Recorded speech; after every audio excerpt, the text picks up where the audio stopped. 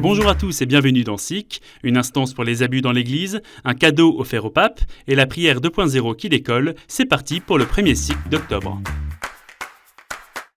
Mercredi, le troisième groupe des évêques français en visite ad limina à Rome a pu échanger avec la Commission pontificale pour la protection des mineurs.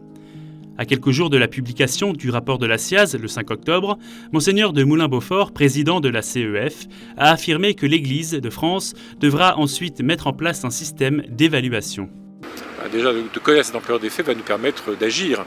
Le point d'insistance, si j'ai bien tout compris, c'est que nous ayons une instance indépendante qui évalue comment les choses sont mises en place, comment elles prennent forme réellement. Une instance qui soit capable de produire un rapport tous les ans et qui montre que, étape par étape, pas à pas, les choses, tous nos dispositifs en matière de prévention, en matière de relations avec les personnes victimes, en matière de suivi des prêtres coupables, puissent vraiment prendre forme. Un cadeau riche en symboles offert au pape. En visite au Vatican, 6 sénateurs du groupe d'amitié France-Saint-Siège ont offert mercredi au pape François un morceau d'un chêne coupé pour la reconstruction de la charpente et la flèche de Notre-Dame de Paris. Venu d'Ille-et-Vilaine, il fait partie des plus de 1000 chênes sélectionnés pour la réfection de l'édifice. Et puis, je voulais aussi que ce soit un message d'espérance et de renouveau qui sera marqué par la reconstruction de Notre-Dame de Paris. Et je lui ai suggéré de venir en 2024 lorsque les travaux seront terminés. Et à Paris, Anne Hidalgo, la maire de la ville, a présenté mercredi les 4 équipes finalistes engagées pour la rénovation des abords de Notre-Dame. Parmi le jury, Monseigneur Aumônier, représentant de l'Église pour la restauration de la cathédrale, et Monseigneur Patrick Chauvet, recteur archiprêtre de Notre-Dame. Le verdict est attendu fin juin 2022.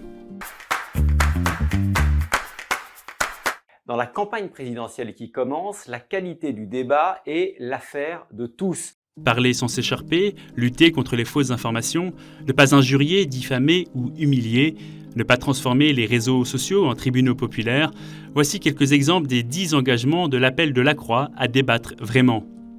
Car comme le constate Anne-Bénédicte Hoffner, directrice adjointe de la rédaction de la Croix, l'aspiration à un débat argumenté émerge peu sur les réseaux sociaux, car il est plus difficile d'être nuancé, pédagogique, que de faire de la polémique. Lancé la semaine dernière, cet appel a suscité une adhésion importante dans le monde politique, artistique et médiatique. Parmi les 2500 signataires figurent Laurent Voulzy, Édouard Philippe, mais aussi des prêtres comme l'abbé Pierre Amar, qu'il a reçu comme une évidence évangélique.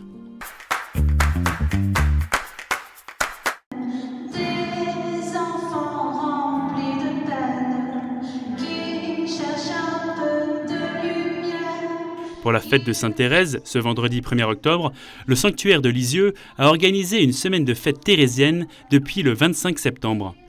Ces 9 jours sont l'occasion pour le sanctuaire d'organiser de nombreux événements pour faire découvrir la vie de la petite Thérèse avec des conférences, des représentations artistiques et des temps de prière.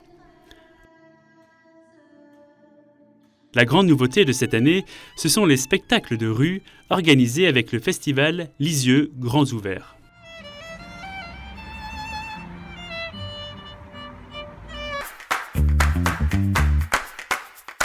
Devenir des disciples missionnaires. C'est l'appel du pape François en ce début de mois missionnaire dans sa vidéo publiée jeudi. Recordemos que la misión no es proselitismo, sino que la misión se basa en un encuentro entre personas, en el testimonio de hombres y mujeres que dicen: yo conozco a Jesús, me gustaría que tú también lo conocieras. À cette occasion, et à quelques jours de l'ouverture du synode sur la synodalité, le cardinal Grech, secrétaire général du synode, a souligné « Une église synodale ne peut être qu'une église missionnaire parce que la mission ne peut commencer qu'avec ce dynamisme d'écoute mutuelle qui est la prémisse et la condition pour accueillir ce que l'Esprit suggère à l'Église. »